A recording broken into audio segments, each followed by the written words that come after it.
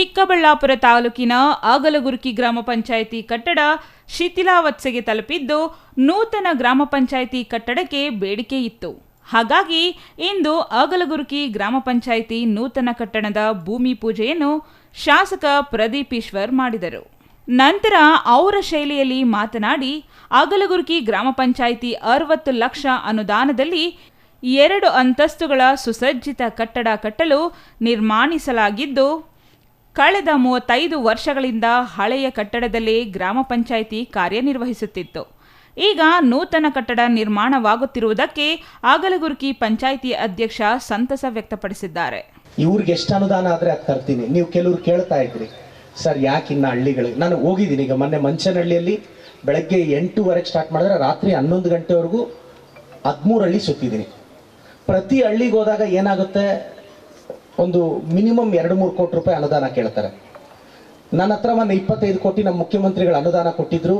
ಯಾವ್ಯಾವ ಊರಲ್ಲಿ ಅವಶ್ಯಕತೆ ಇತ್ತೋ ಅದಕ್ಕೆಲ್ಲ ಕೊಟ್ಟೆ.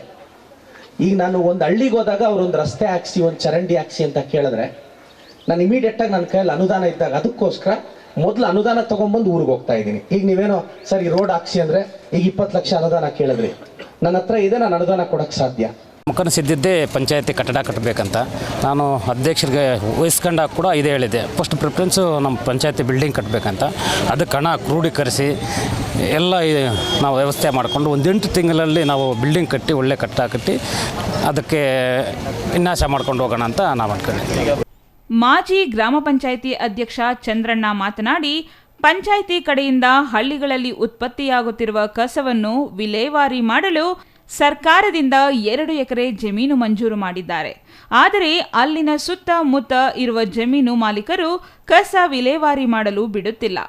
ಇದರ ಬಗ್ಗೆ ತಹಸೀಲ್ದಾರ್ ಹಾಗೂ ಡಿಸಿ ಅವರ ಗಮನಕ್ಕೆ ತಂದರೂ ಸೂಕ್ತ ಪರಿಹಾರ ನೀಡಿಲ್ಲ. ನೀವಾದರೂ ಇನ್ನು ಸರಿಪಡಿಸಿ ಎಂದು ಶಾಸಕ ಪ್ರದೀಪ್ ಈಶ್ವರ್ಗೆ ಮನವಿ ಮಾಡಿದರು.